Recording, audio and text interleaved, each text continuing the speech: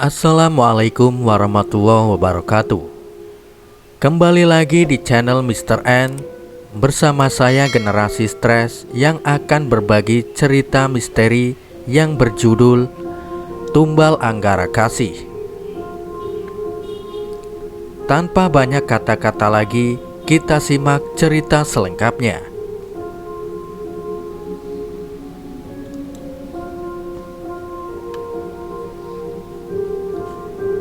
Kali ini saya mendapatkan sebuah cerita yang menarik dari salah satu penulis senior, terutama di dunia Twitter. Kisah yang diangkat merupakan sebuah tragedi bernuansa pengorbanan atau dalam istilah perdukunan sering disebut tumbal. Mumpung baru dimulai ceritanya, monggo disimak secara seksama.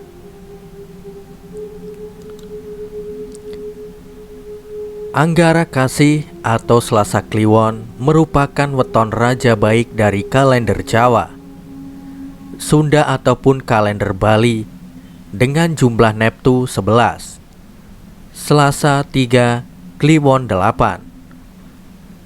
Mereka yang terlahir dengan weton ini biasanya merupakan orang-orang pilihan dengan segala kelebihan dan kekurangannya. Biasanya orang yang terlahir dengan weton Selasa Kliwon, mereka merupakan orang yang menganggap segala dedemitan dengan ketidakmautahuannya alias bodoh amatan. Hal ini linier dengan anggapan bahwa segala macam bentuk santet serta praktik ilmu gaib lainnya tidak akan mempan kepada orang dengan weton ini. Orang dengan weton Selasa Kliwon dipercaya mempunyai daya magis tersendiri, mudah menarik dedemitan maupun para pelaku ilmu hitam. Bahkan dalam suatu tantra kuno, satu tetes darah orang dengan weton Selasa Kliwon setara dengan tumbal persembahan 100 manusia.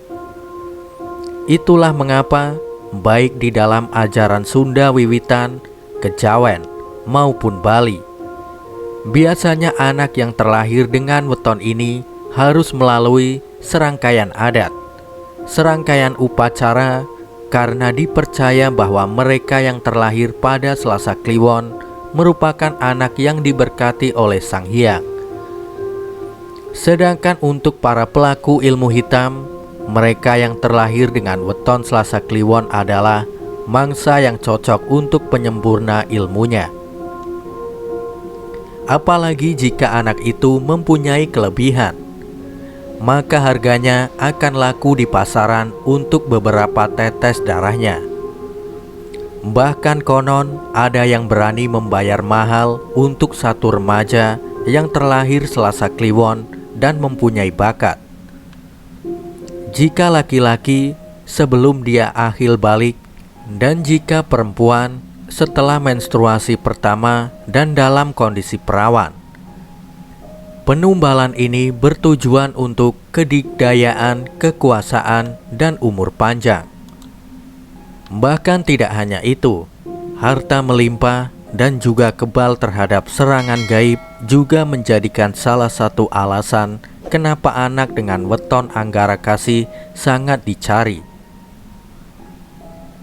Saat itu ibu kota, awal tahun 2019. Malam itu, aku, Nat, dan adikku Alma baru saja menginjakan kaki ke bilangan Sudirman. Seperti biasa, kami selalu ada satu malam untuk sekedar silicit, chat, atau minum-minum cantik. Sambil menunggu Budi dan pacar barunya, Jo adikku adalah anak bontot, alias yang termuda di antara kami semua. Daripada ia harus pulang dalam kondisi mabuk parah, maka kami semua memutuskan untuk ikutan jika dia mau minum-minum cantik. Ya, gimana ya? Namanya adik cewek, jadi harus dijaga, karena tidak terjadi. Sedangkan aku adalah kakak yang berprinsip. Sebadung apapun dia, aku harus tahu. karena aku tidak mau dia jatuh atau terjebak dengan orang-orang yang salah. Jadi, biarkan dia badung dengan sepengetahuanku. Dan dia juga tahu kalau kakaknya tidak mempan dibohongi. Nat sibuk dengan gawainya. Alma sudah dari tadi keliling menyapa teman-temannya. Sedangkan aku memilih untuk menunggu Budi dan kekasih barunya. Hingga tak lama kemudian, aku merasa seolah-olah ada yang memperhatikan kami. Tapi lihat Nat biasa saja, mungkin hanya perasaanku saja. Dari kejauhan aku melihat Budi dan Joe. Mereka berdua kemudian menghampiri kami. "Ya ampun Cek, macet banget," ucapnya sambil mencium pipiku dan Nat bergantian. "Iyalah Bud, namanya juga weekend," ucap Nat. "Adik lu mana?" tanya Budi. "Biasalah, lu kayak kagak tahu," ucapku. "Tuh bocah ngiter mulu kerjaannya. Bawa minuman apaan dia tadi?" tanya Budi. "Bombay Sapphire," ucapku. "Kalian gak mau open botolan lagi?" tanya Budi. "Apa aja lah Bud, yang agak strong. Gue pengen tipsi dikit malam ini," ucap Nat. Jika seperti ini sudah dapat dipastikan, akulah yang akan mengurus mereka semua. Karena di antara mereka hanya aku yang peminum dan bukan pemabok. Entah mengapa aku masih merasa ada yang mengawasi. Jika seperti ini, aku tidak bisa mengandalkan Nat. Walaupun insting dia tetap ada. Tapi jika sudah minum, dia makin tidak peduli dengan keadaan sekitar. Malam itu entah kenapa, aku merasa tidak tenang. Seolah-olah ada mata jahat yang mengawasi. Lalu Nat memintaku untuk menghubungi Bima, mas kerasnya yang juga anak dari Arya Satya. Aku pun menghubungi Bima dengan gaweku. Dengan sedikit drama, aku meminta Bima menyusul kami di bilangan Sudirman. Dan Bima pun mengiyakan permintaanku. 30 menit kemudian, Bima pun sampai. Dengan tergopoh-gopoh, Bima menghampiri kami. Dia bertanya padaku berapa gelas yang sudah Nat minum. Aku sengaja bilang bahwa aku tidak tahu, karena pasti akan seru jika melihat drama mereka berdua. Kapan lagi lihat drama mereka, dan benar saja drama dimulai. Tapi bukan Nat dan Bima, melainkan adikku. Dia sudah meracau tidak jelas. Tapi sepintasku dengar bahwa dia mengucapkan ada orang jahat yang dari tadi melihat kami semua. Aku tahu dia mabok, tapi aku pun tahu dia benar. Hingga akhirnya kami memutuskan untuk pulang. Karena waktu juga sudah menunjukkan pukul 2.30 dini hari. Bimalah yang membawa mobil Budi, karena di antara mereka semua memang hanya aku dan Bima yang masih tersadar. Yang lain sudah pada halusinasinya masing-masing. Bayangkan saja mereka membuka kaca mobil dan menyapa seluruh orang. Bahkan mereka juga menyapa para penyiram tanaman kota. Jika itu kurang, bayangkan mereka memanggil semua orang di lampu merah dan mengajak berkenalan. Bahkan yang lebih frontalnya lagi, ketika ada laki-laki, mereka semua terang-terangan meneriakinya dan meminta mereka berkenalan padaku dengan berkata bahwa aku jomblo. Tuhan, ingin ku selepet rasanya mulut mereka semua pakai kuah mie biar diam. Akhirnya kami semua sampai juga di apartemen Budi. Aku dan Bima menurunkan mereka satu persatu. Ingin rasanya kudorong mereka dengan troli, mengingat pasti akan berisik ketika di lobi apartemen. Seolah malam itu kurang horor dengan mabuknya mereka. Tiba-tiba terdengar suara cekikikan melengking yang membuat aku bersyukur karena mereka mendadak sadar dan lari tunggang langgang. Tak terbayang jika mereka semua tidak sadar. Aku dan Bima harus bolak-balik menyeret mereka. Jujur, itu untuk pertama kalinya aku mendengar lengkingan sekaligus cekikikan Kunti. Entah karena memang seperti itu atau karena efek di basement jadi suaranya menggema. Kami pun lari tunggang langgang.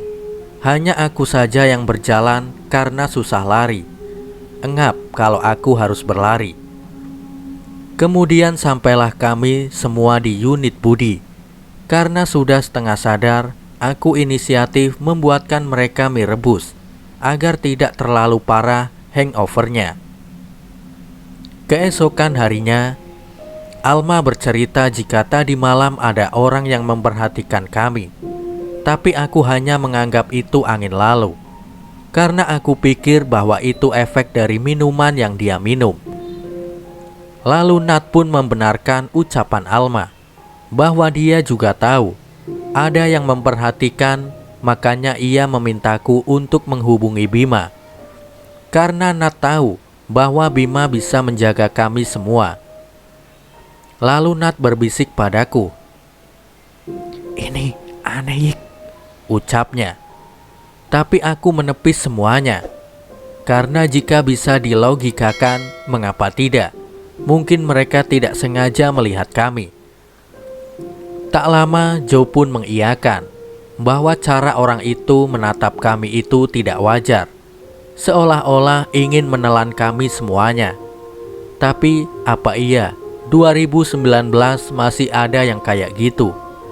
Tapi ya sudahlah, toh kami semua bisa pulang ke tempat Budi dengan selamat. Kami pun segera melupakan itu semua, karena untuk apa mengingatnya jika kami tidak kenal. Lagian, bos ilmu hitam yang kami kenal juga sekarang dekat dengan Nat. Jadi apalagi yang perlu kami risaukan?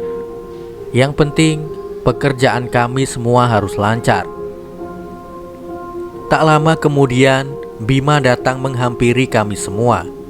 Dia meminta izin untuk pulang terlebih dahulu dan nanti siang akan kembali untuk menjemput Nat.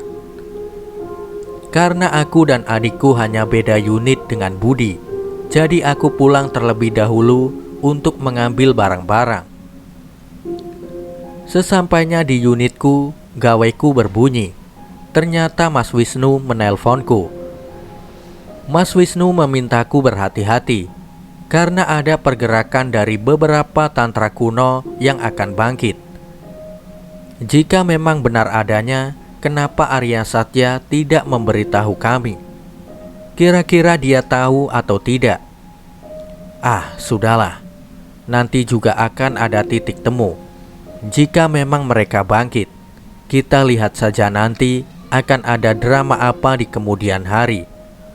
Toh tiap manusia juga bergelut dengan drama dan karmanya masing-masing. Jadi kenapa harus takut? Jujur, aku tidak ingin memusingkan apapun hari ini. Karena aku hanya ingin tenang, menikmati hari liburku dengan sebaik mungkin. Tapi apa bisa jika kami semua sedang berkumpul seperti saat ini?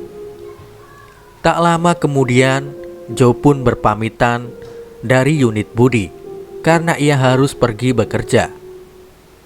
Joe dan Budi ini unik, sepasang kekasih dengan tubuh yang tertukar.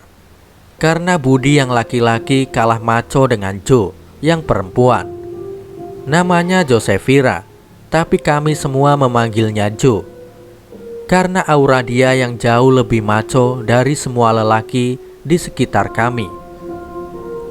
Sepeninggal Joe, kami semua sibuk dengan gawe kami masing-masing. Karena memang seperti inilah kami jika ngumpul.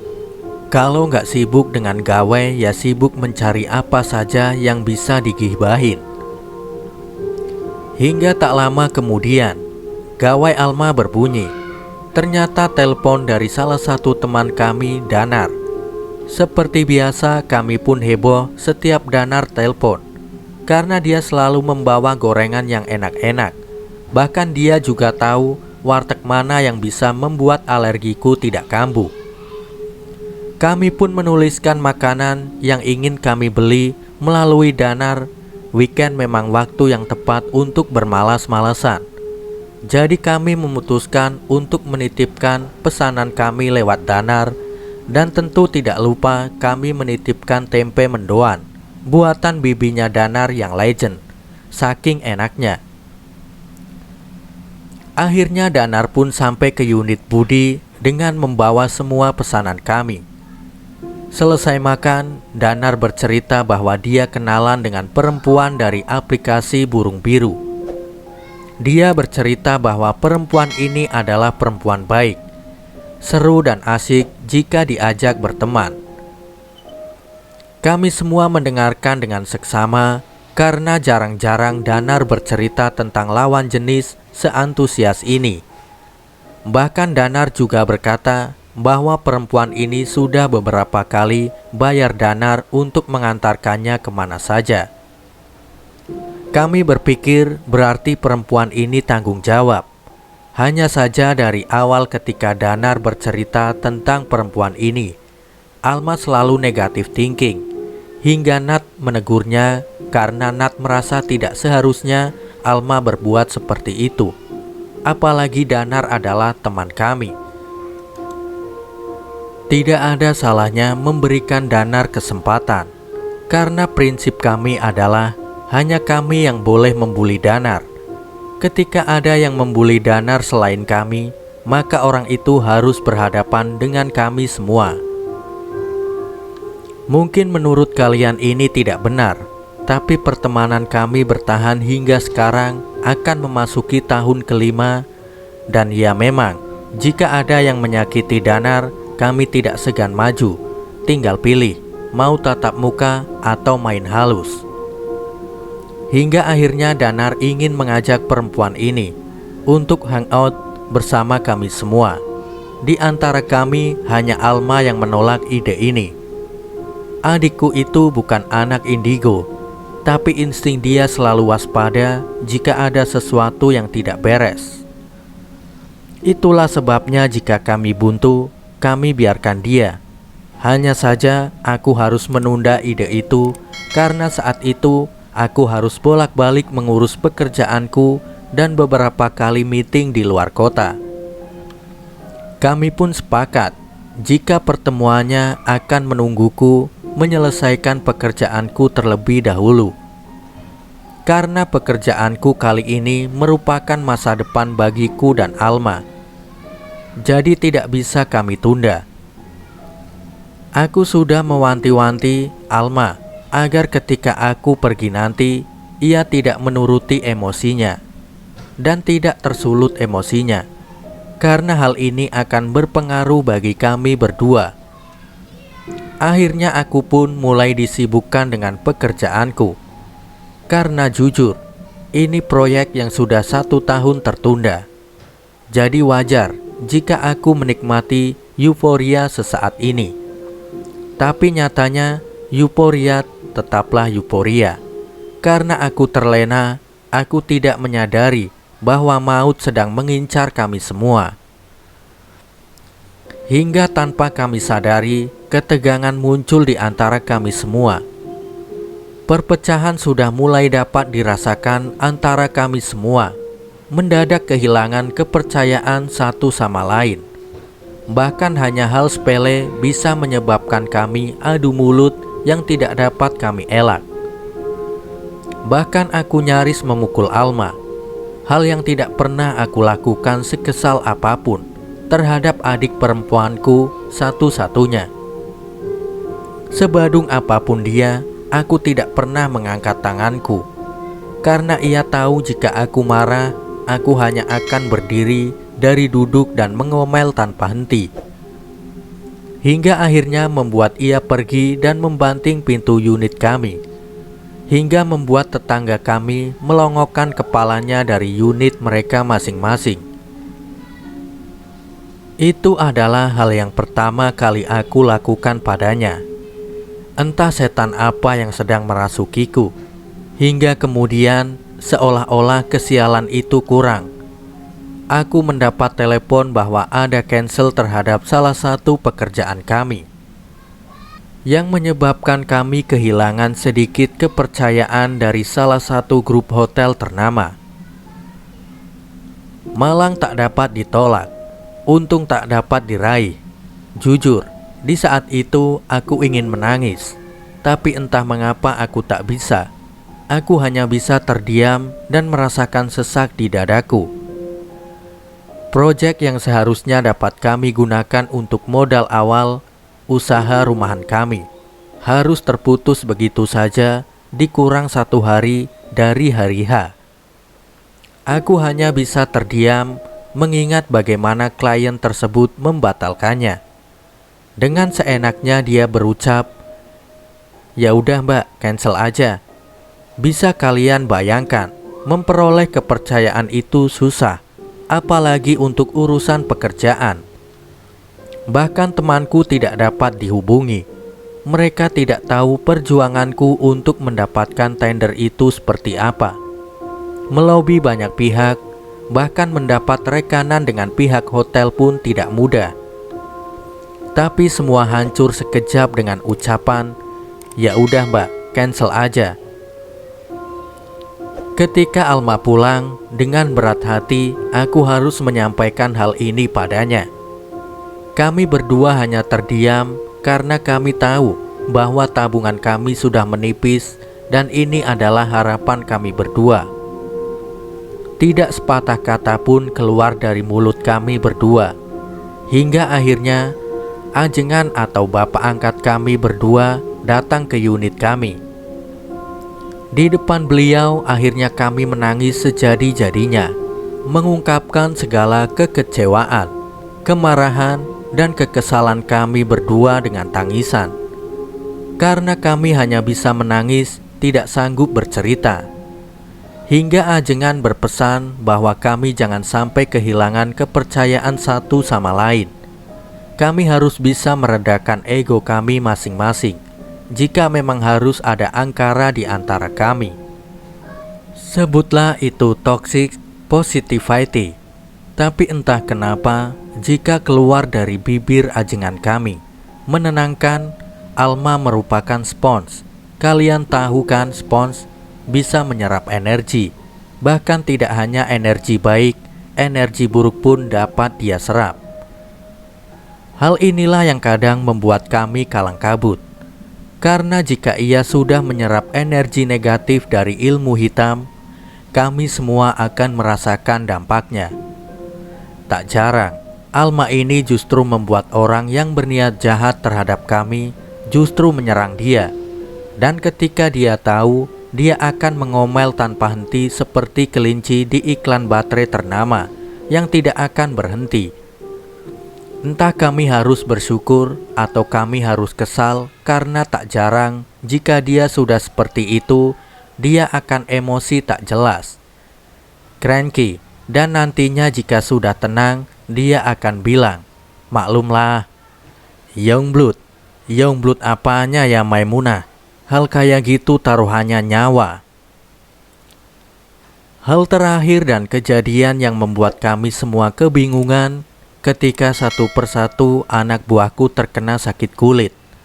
Ketika aku akan menandatangani proyek ekoturis dengan salah satu daerah di pesisir Pulau Jawa. Dan disinilah tumbal Anggara Kasih dimulai tepat 3 bulan setelah kejadian hilangnya kepercayaan dari grup hotel tersebut.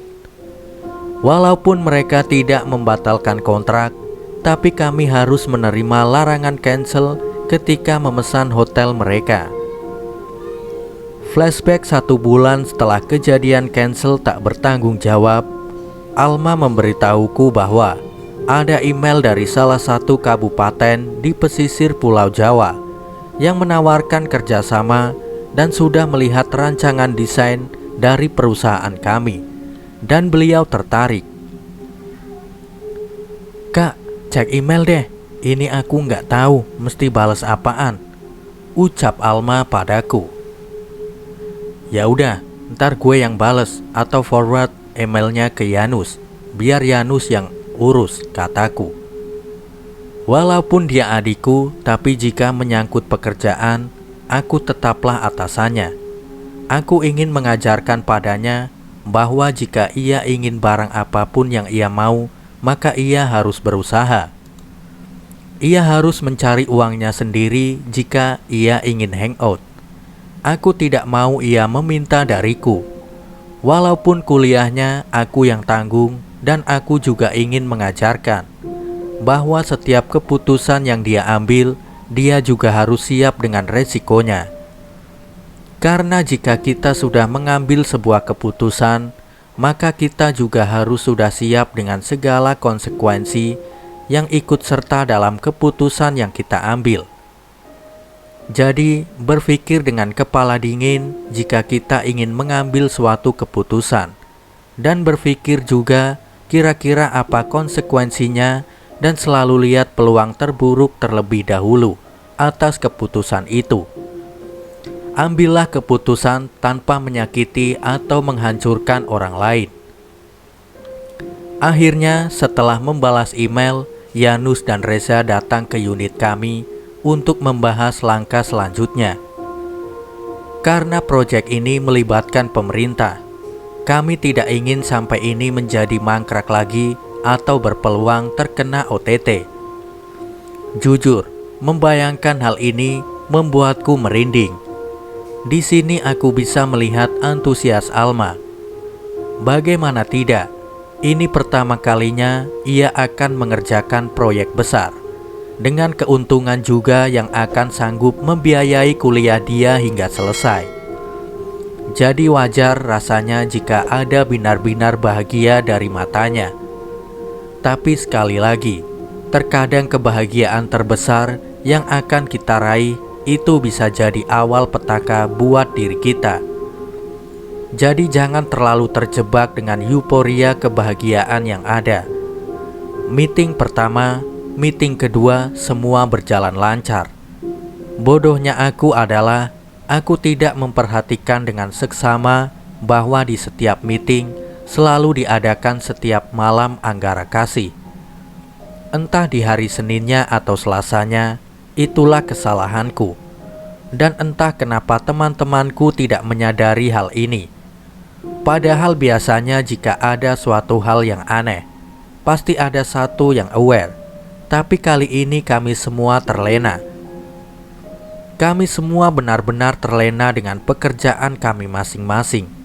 Padahal biasanya, sesibuk apapun kami masih tetap bisa merasakan jika ada suatu hal yang tidak beres. Meeting kali ini entah mengapa diadakan di jam 16.00, sebelum Anggara Kasih yang mana menurut waktu dalam kalender Jawa ini sudah masuk ke dalam Anggara Kasih.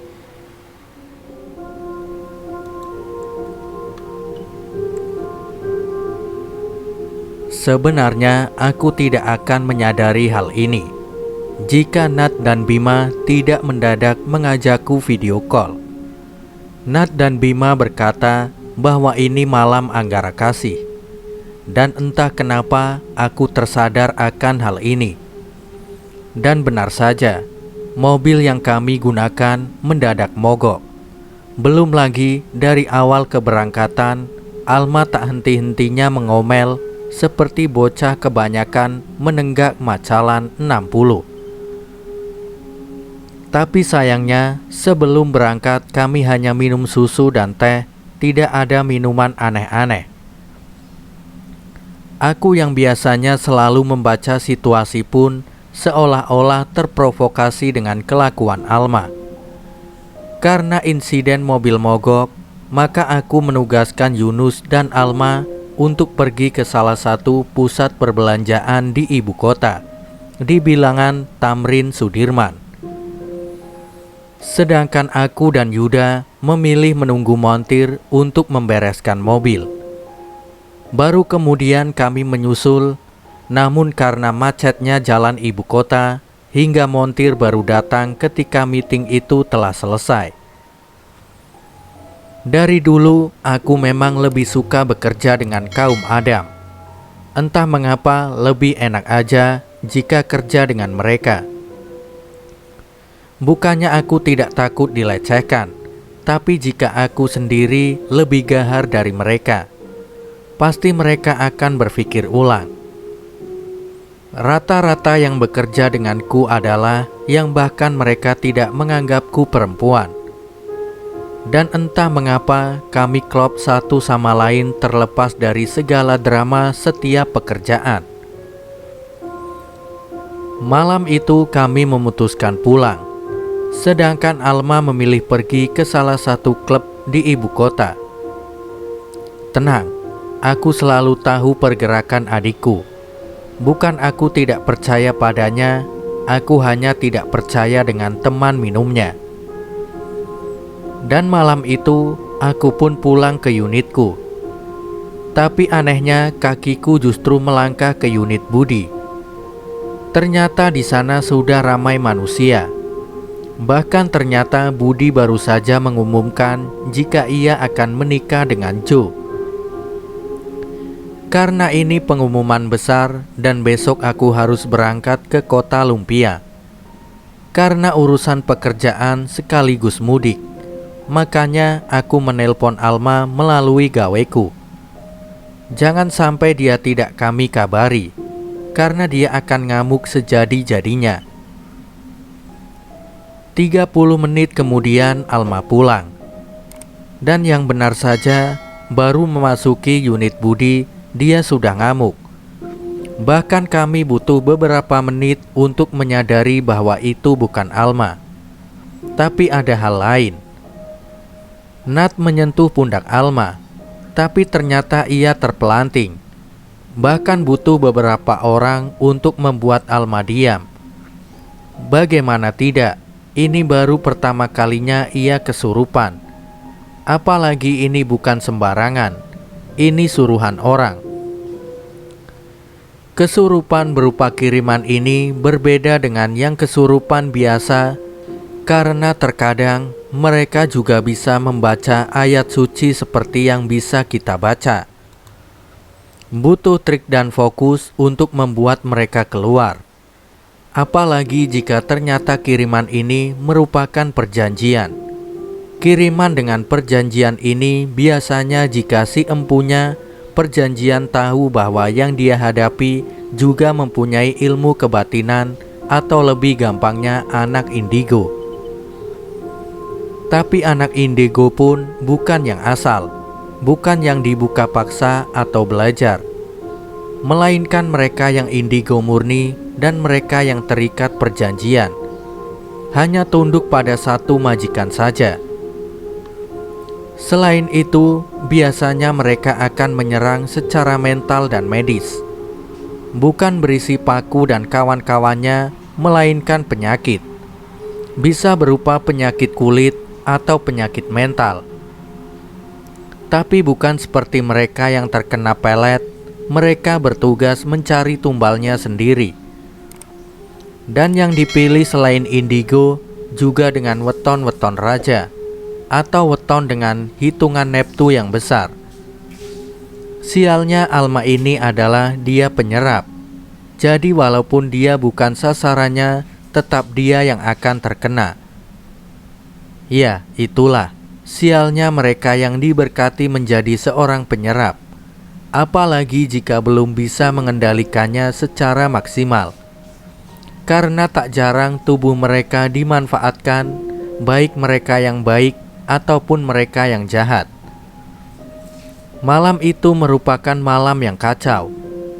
Selain Alma yang mengamuk tiada henti, kami juga terpaksa harus mengikatnya dengan tali, agar ia tidak menyakiti dirinya sendiri.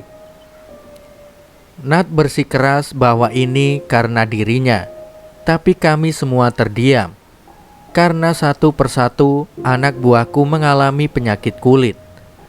Bahkan salah satu dari mereka terbaring di ruang ICU karena tidak sadar. Ini sudah tidak wajar, dan aku harus membawa Alma untuk nepi. Karena jika tidak, maka teman-temanku yang akan menjadi korbannya. Ya, walau aku tahu ini memang terjadi karena Alma menyerap energi Nat tanpa ia sadari, hingga membuat si pengirim salah sasaran, tapi tetap saja ini tidak bisa dibiarkan. Harus ada yang menyudahi ini semua, karena jika tidak, nyawa kami semua taruhannya. Aku memutuskan untuk mengajak Alma nepi keesokan harinya, tapi ternyata menurut ajengan hanya aku sendiri yang harus berangkat. Dan Alma biarkan saja dengan teman-temanku yang lain. Toh ada Nat yang bisa menjaga Alma. Aku pun memutuskan berangkat malam itu juga, menuju ke salah satu tempat leluhurku, dan Nat dulu nepi dan mengucap sumpahnya. Aku tahu perjalanan ini tidak akan mudah, karena nyawa adik perempuanku satu-satunya terancam gara-gara kecerobohanku. Ketika di perjalanan, Alma tiba-tiba memberitahuku bahwa Nat tiba-tiba terkena gatal-gatal. Namanya juga manusia, walaupun kita punya kelebihan sekuat apapun, pasti akan terkena imbasnya atau side effect dari apa yang menyerang. Aku menenangkan Alma dan memintanya tinggal bersama Budi sementara. Aku bersyukur ada tol baru dan tidak macet, jadi aku bisa sampai dalam waktu 6 jam. Rekor terbaru, aku memutuskan untuk menghubungi kuncinya karena aku harus mandi dan bersiap masuk ke sana sebelum jam 9 pagi. Jadi gimana ini? Tanya Nat ke Budi. Kita tunggu Wisnu balik dulu, jawab Budi kemudian. Kak Nat, aku mesti gimana? Tanya Alma.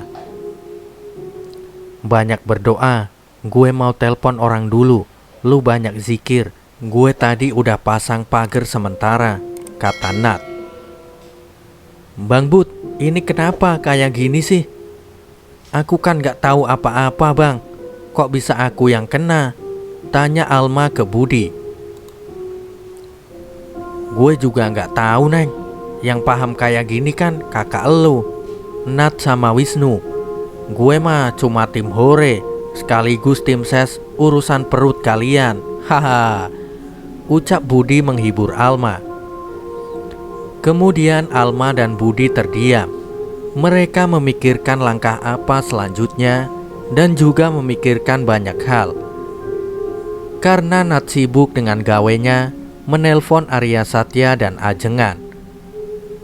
Aku memang sudah mewanti-wanti mereka untuk tidak menggangguku sementara waktu, karena aku sedang menepi di salah satu tempat leluhur yang mana bekas pertapaannya akan mengikuti ukuran yang mendudukinya. Jika tidak pas, maka dipastikan bukan garis keturunan beliau.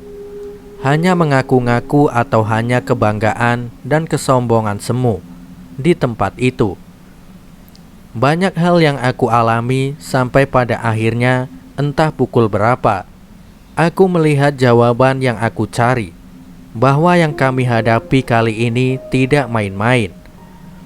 Kami harus berhadapan dengan salah satu ilmu kuno tentang tumbal. Tumbal Anggara Kasih namanya. Tumbal ini bukanlah tumbal main-main, karena selain menyangkut nyawa, suruhannya pun tidak main-main.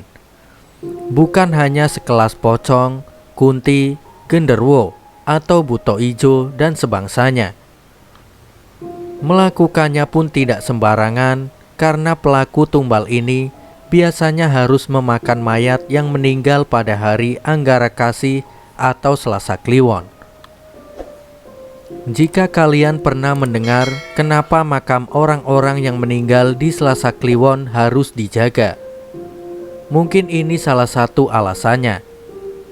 Memakan di sini tentunya bukan memakan dalam arti sesungguhnya, melainkan mengambil hawa murni dari mayat tersebut dengan cara bertatap langsung dengan mayatnya, disertai dengan membaca mantra-mantra tertentu, di mana mantra yang dibaca dengan pelafalan Jawa kuno. Namun banyak yang menyelewengkannya menjadi mengawini mayat atau bersetubuh. Jadi untuk mendapatkan apa yang diinginkan, harus mau bersetubuh dengan mayat yang meninggal pada malam Anggara Kasih. Karena sudah mendapatkan jawaban yang aku butuhkan, aku memilih untuk secepatnya kembali ke ibu kota, mengingat nyawa adikku yang sudah dalam bahaya. Dikarenakan sudah 2 minggu ia menggendong suruhan dari si empunya, Tumbal Anggarakasi. Sementara itu di Jakarta, Nat, Budi, Bimo, dan Arya Satya sedang berdiskusi untuk mencari solusi atas apa yang menimpa Alma. Karena ini tidak bisa sembarangan dan harus ada perhitungan tertentu. Mendadak mereka mengalami hal-hal yang tidak masuk akal. Ketika mereka sedang asik berdiskusi, ternyata kondisi anak buahku dan Alma semakin memburuk. Bahkan malam itu Alma terkena tantrum hingga muntah darah. Malam itu benar-benar mencekam. Aku sudah tidak bisa berpikir lagi tentang kecepatan mobil yang aku kemudikan saat itu.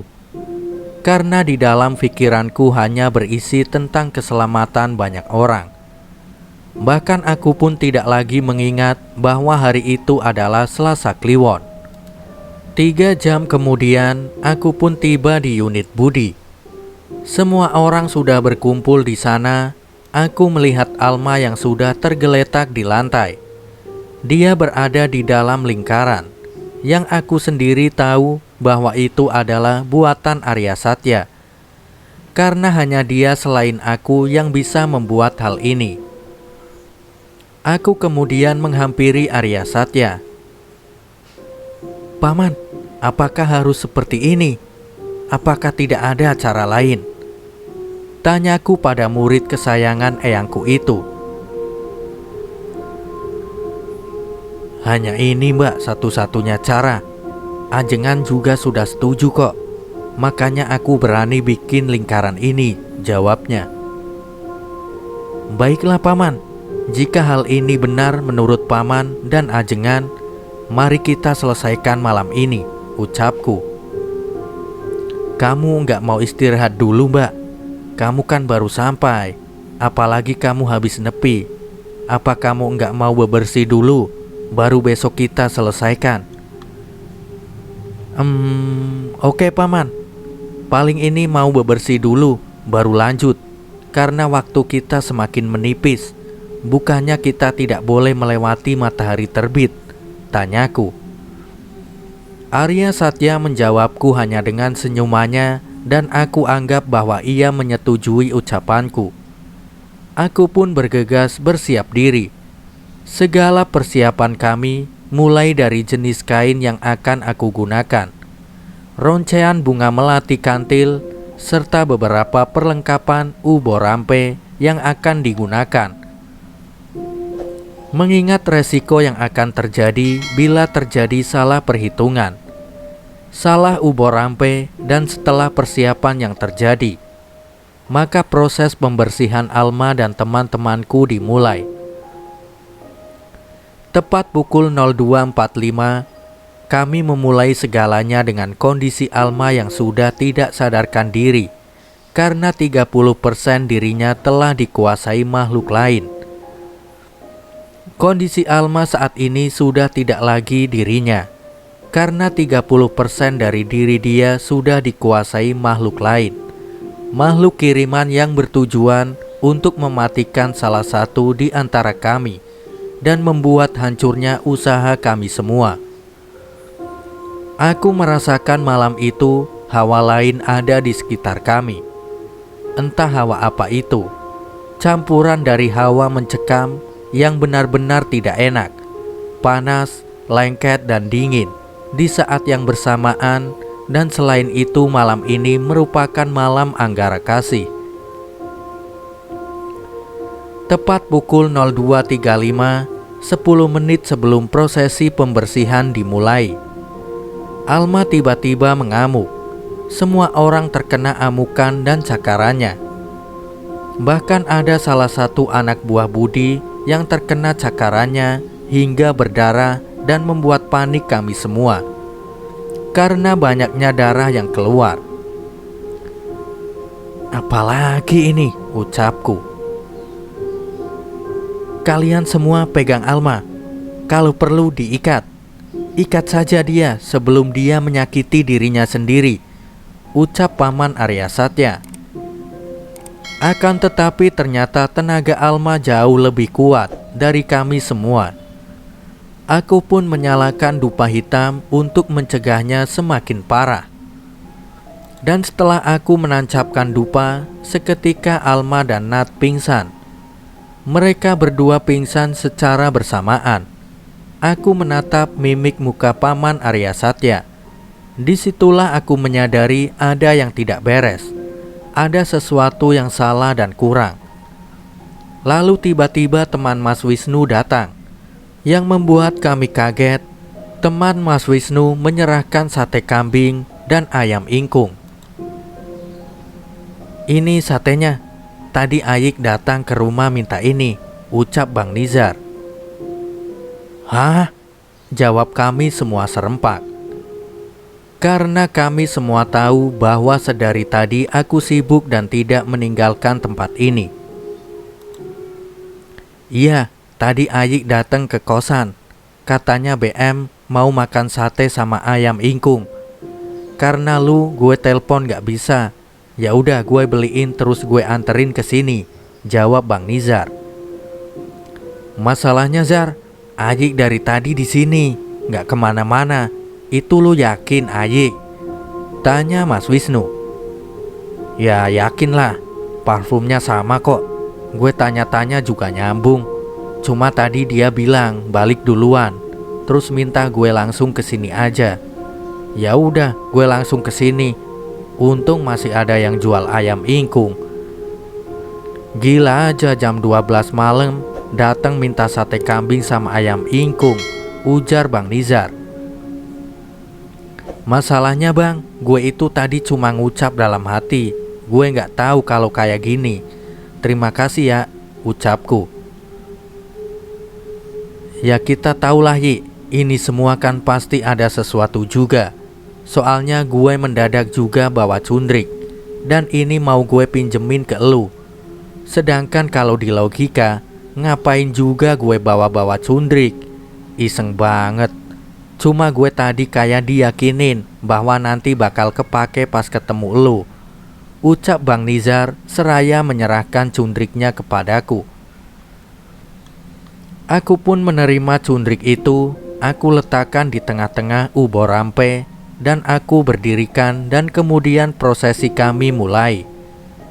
Kami meletakkan Nat dan Alma berjejeran untuk memudahkan prosesi selanjutnya. Paman Arya Satya memintaku untuk memulai proses itu karena waktu kami semakin menipis. Makhluk lain dalam tubuh Alma sudah 45% menguasai dirinya. Sejurus kemudian, Alma memuntahkan gumpalan darah dan gulungan kain yang sudah bercampur dengan darah dan dia pun mengamuk sejadinya, menyerang siapa saja yang berusaha menenangkannya. Kami semua sontak panik karena tiba-tiba saja Alma berjalan merangkak. Matanya berlari ke sana kemari seolah-olah mencari mangsanya. Hingga dia melihat Nat dan menarik rambut panjangnya dan menyeretnya menuju arah balkon.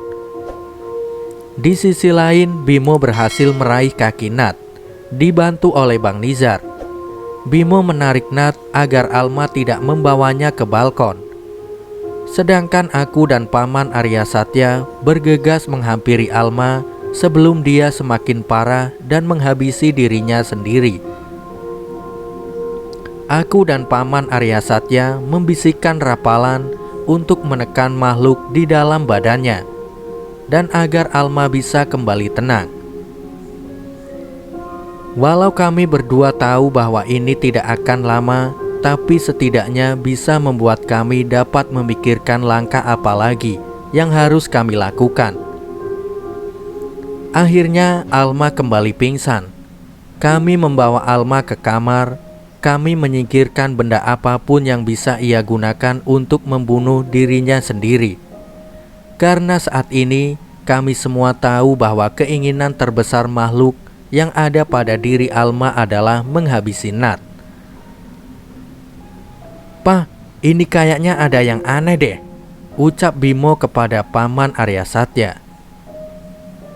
"Memang ada sesuatu yang janggal," ucap Paman Arya Satya.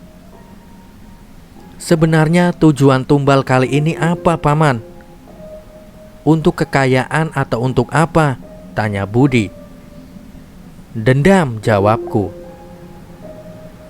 Kami semua terdiam dengan pikiran kami masing-masing, karena yang seharusnya dapat selesai secepatnya, tapi tidak sesuai ekspektasi kami semua. Begitulah, rencana kita mungkin sudah matang, tapi tetap saja Tuhan punya rencana lain. Mungkin tidak sesuai dengan keinginan kita, tapi aku yakin di balik ini semua pasti rencana Tuhan tetap yang terbaik.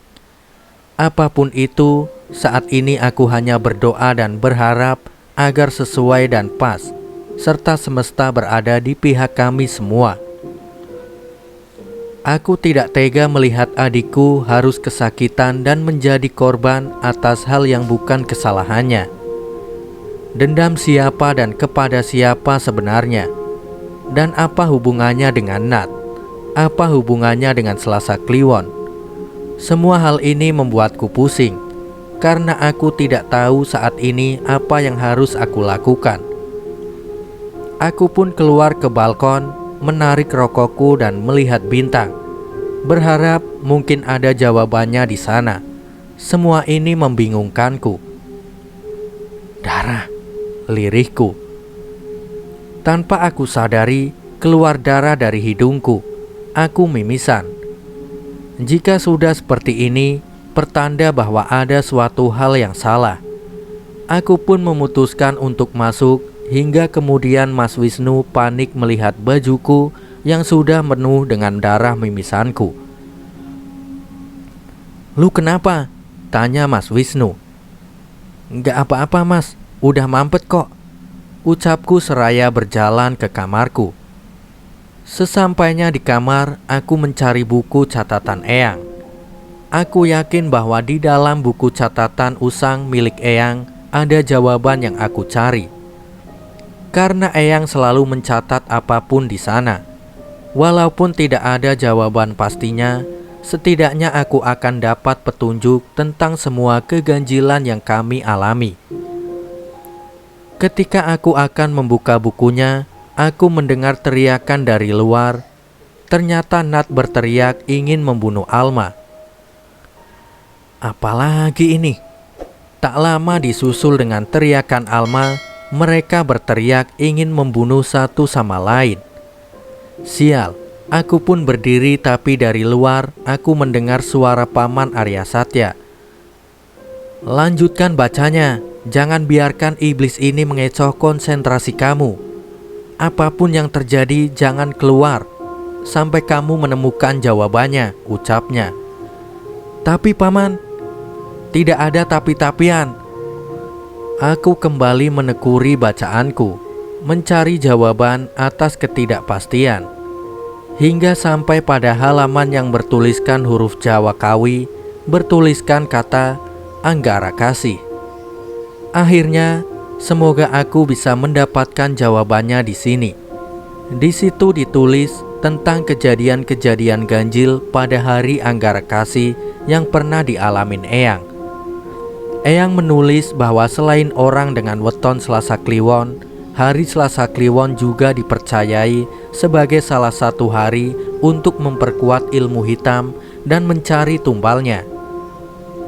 Aku pun mengingat-ingat semua kejadian yang kami alami dan mengecek tanggal pertemuan kami. Dan ternyata semua selalu di Selasa Kliwon dan selalu ada kopi hitam yang tidak terminum.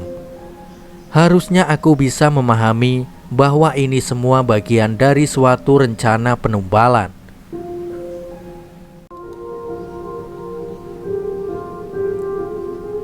Aku pun mengingat semuanya dan mencocokkan lagi satu persatu.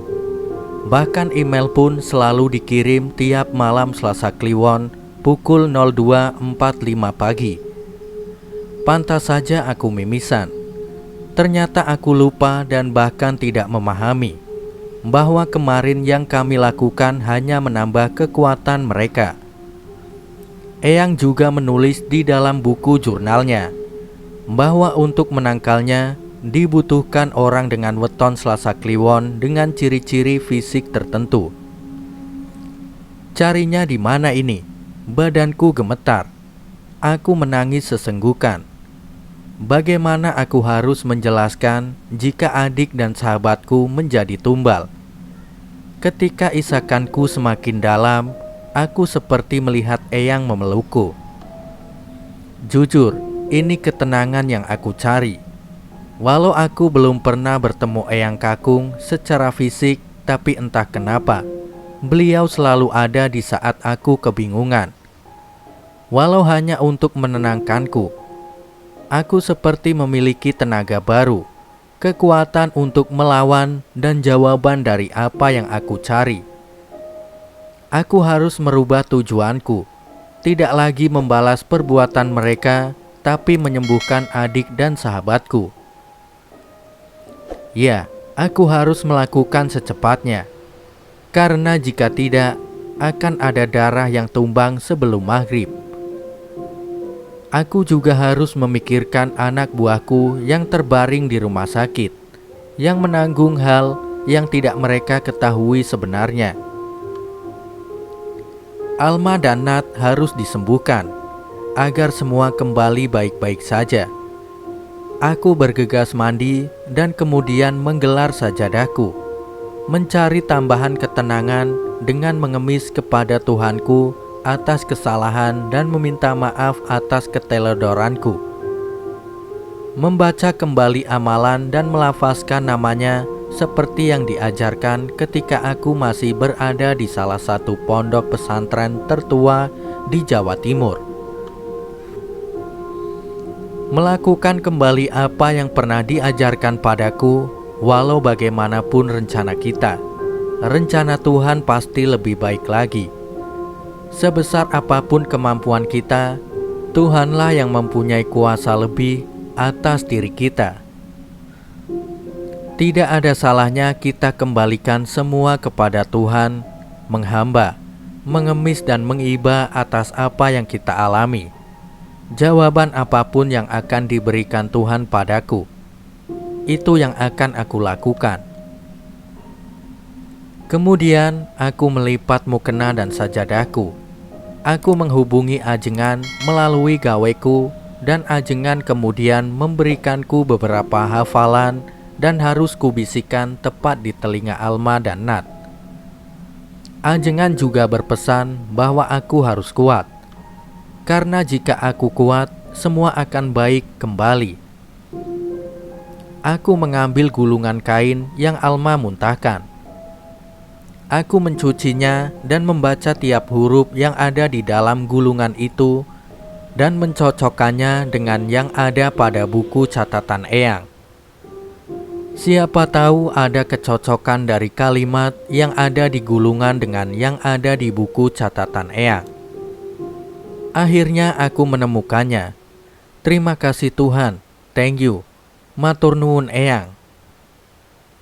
Aku harus mulai menghitung lagi mulai sekarang. Kali ini harus tepat. Jangan sampai ada lagi kesalahan, karena kesalahan kecil bisa membuat kesalahan besar. Akhirnya aku keluar dari kamar.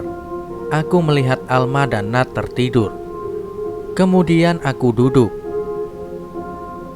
Paman, aku kira setelah semuanya, Paman bisa benar-benar berubah. Tapi ternyata setelah tadi malam, aku rasa Paman masih ada dendam. Andai Paman bisa menurunkan sedikit ego, Paman, mungkin hal ini dapat kita selesaikan dengan baik. Tapi mau bagaimana lagi? Ego Paman menang tadi malam. Apa yang Paman mau kali ini? Tanyaku. Paman Arya Satya pun tersenyum. Paman kira kamu tidak menyadarinya, ucapnya. Jangan remehkan aku, Paman, ucapku penuh penekanan. Paman Arya Satya tersenyum, kemudian ia meninggalkan ruangan. Disusul dengan Bimo, mereka berdua meninggalkan kami semua. Tapi sebelum meninggalkannya, Paman Arya Satya membisikkan sesuatu padaku, dan ku jawab dengan anggukan kepala. Aku memutuskan untuk pergi sendiri membeli keperluan hari ini. Bukannya aku tidak percaya dengan orang lain, tapi ini harus aku lakukan. Selesai berbelanja, aku kembali ke apartemen untuk mempersiapkan semuanya. Mulai menata, menyiapkan, bahkan membakar hiu. Setelah selesai semuanya dan aku selesai menancapkan hiu, aku mendengar keributan. Ya, the show must go on. Jika sesuai perhitunganku, maghrib nanti semua sudah selesai dengan aman, damai, sentosa. Tidak kurang suatu apapun. Aku melihat Alma dan Nat beradu. Mereka sudah seperti dua orang pendekar dengan senjatanya masing-masing. Aku tahu bahwa yang Nat incar adalah apa yang ada di dalam tubuh Alma, sedangkan Alma menginginkan Nat sebagai santapannya. Aku menanti hingga mereka lengah, karena jika aku meleset, aku yang akan menjadi sasaran mereka berdua. Aku tahu ini resiko yang akan aku dapat, tapi sebagai seorang pemburu, aku harus tahu kapan buruanku lengah agar aku dapat melumpuhkannya. Aku melihat Alma sudah tidak seperti dirinya lagi. Matanya sepenuhnya memutih dan lidahnya menjulur. Dia sudah mengambil posisi untuk menyerang Nat. Untungnya aku sudah mempersiapkan kapur sirih berisi kambing bakar yang akan aku gunakan untuk membuat mereka tenang. Alma dan Nat sudah dalam kondisi trance penuhnya. Keduanya siap berperang, menghabisi satu sama lain. Dan aku harus bisa secepatnya memasukkan kapur sirih ini ke mulut mereka. Karena menurut buku catatan Eyang, hanya ini satu-satunya cara memusnahkan suruhan itu. In the name of ancestor, ucapku dalam hati. Aku pun berhasil memasukkan kapur sirih dan daging kambing bakar ke dalam mulut Alma dan Nat. Entah apa rasanya, aku tak peduli. Yang jelas, sekarang giliran Mas Wisnu dan Bang Nizar harus menutup mulut Alma dan Nat agar dapat tertelan. Setelah mereka menelannya, Nat jatuh pingsan, sedangkan Alma, dia mengalami kejang. Karena makhluk yang selama 2 minggu digendong dan dibawa kemana-mana olehnya, tidak terima jika dia diusir, karena ia merasa cocok dengan tubuh Alma. Akhirnya, aku membacakan rapalan warisan Eyang yang aku ingat. Aku tahu jika ini aku bacakan, resikonya adalah Alma tidak akan ingat apa saja yang terjadi padanya, baik hal penting maupun yang tidak penting. Selain itu juga akan berakibat terbukanya inderanya yang lain. Tapi ini satu-satunya cara yang paling aman bagi semuanya, karena jika cara lain yang aku lakukan, maka aku harus ikhlas menumbalkan sesuatu sebagai gantinya. Bukannya aku egois, karena cepat atau lambat, indera lain Alma memang harus terbuka. Aku membisikkan kalimat yang berisi kalimat tentang kawilujengan, yang isinya tentang keselamatan jiwa dan raganya. Selesai aku membaca kalimat itu, Alma memuntahkan gumpalan-gumpalan darah dan boneka yang bertuliskan nama seseorang. Aku tidak sempat membacanya karena semua harus dilarung untuk kembali secepatnya. Bahkan aku memotong rambut Alma dan Nat agar tidak terjadi hal-hal yang tidak diinginkan di kemudian hari. Kali ini aku tidak mau mengambil resiko, karena banyak nyawa yang dipertaruhkan jika sampai ada kesalahan. Setelah membereskan semuanya dan membersihkan bekas pembersihan, Mas Wisnu dan Bang Nizar yang melarung semuanya. 2 jam kemudian mereka kembali dari melarung. Yanus dan anak buahku yang dirawat di rumah sakit memberikan kabar melalui gaweku bahwa luka mereka sudah kering. Sejurus kemudian Alma dan Nat tersadar. Aku meminta mereka untuk mandi karena jujur saja bau badan mereka sudah tidak jelas lagi. Aku tahu ada banyak pertanyaan dalam benak Alma, dan itu nampak jelas dari raut wajahnya. Tapi biarlah, aku jawab nanti setelah ia selesai mandi. Selesai Alma mandi, kami semua duduk sambil ngobrol ngalor ngidul gak jelas, dengan kopi dan rokok di tangan kami masing-masing. Alma tidak bertanya apapun, ia hanya bilang, "Kak, badan aku kok capek banget ya, kayak habis ngangkat beban." Aku hanya menjawab dengan senyuman karena sejujurnya aku pun lelah dengan semua ini. Hingga kemudian Nat berkata, "Ini sebenarnya kiriman buat siapa, Dek? Kenapa sekali nebar ke semua orang kena?" "Entahlah, yang penting semua selesai dengan baik dan kita semua baik-baik aja," jawabku. "Tumben, sunsetnya kelihatan. Lihat dek Kak, seumur-umur kita stay di sini, baru ini kelihatan sunset cakep banget," seloroh Alma. Kami semua pun tertawa bersama, melepas segala beban yang ada karena akhirnya beban itu hilang dari kehidupan kami. Cerita kali ini sudah usai dan jangan lupa subscribe and share. Wassalamualaikum warahmatullahi wabarakatuh.